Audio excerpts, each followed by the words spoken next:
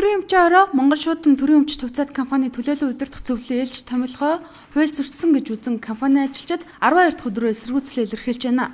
Тэд засгийн газрыг хэрэглэх газар төрийн өмчөөрөө болон компанийхаа төлөөлөл удирдах зөвлөлд удаа шаардах хүчийг хургуулсан ч одоо хүртэл ямар нэгэн хариу ирээгүй байна.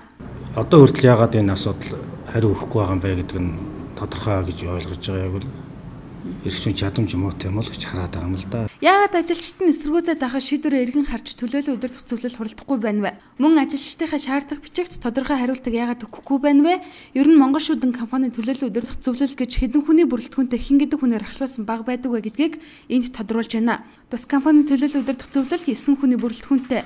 Зөвлөлийн дараагаар нь төрийн өмчийн орооны хяналт шинжилгээ хариуцсан хэлтсийн дарга сэр од ажилтгаа. Зөвлөлд хараат бас 3 гишүүн, хараат 6 гишүүнтэй. Гэвч зөвлөлийн дарга сэр од энэ удаагийн томилгоо их шийдвэрээ хууль бусаар хуралдаж гаргасан гэж төлөөлөл удирдах зөвлөлийн нарийн бичгийн дарга сугаар ярьлаа. Хараат 2 гишүүнлөө би уцтаж асуусан. Та хоёрыг хурал дуудсан уу дуудаагүй. Тэр мөнх хоёр гээд тэр уг нь бол манад хараатар юм байл л дээ. Тэр гишүүн болохоор би ирээгүй гэж байгаа.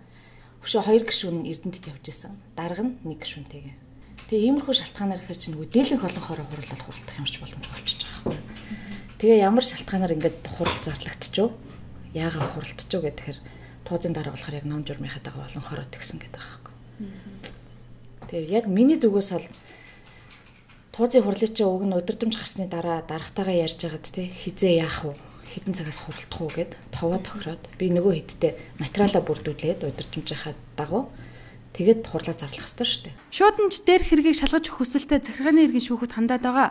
Энэ хүсэлтээ хариу хуулийн дагуу маргааш шууданчдад ирнэ. Ингэснээр энэ хэрэг шүүхэд шилжих юм. Харин Монгол шуудангийн ажилчид өөрсдөд нь ээлтэй хариу гарахгүй бол тэмцлийн хурц хэлбэр шилжихээ мэдгцээр байгаа юм а.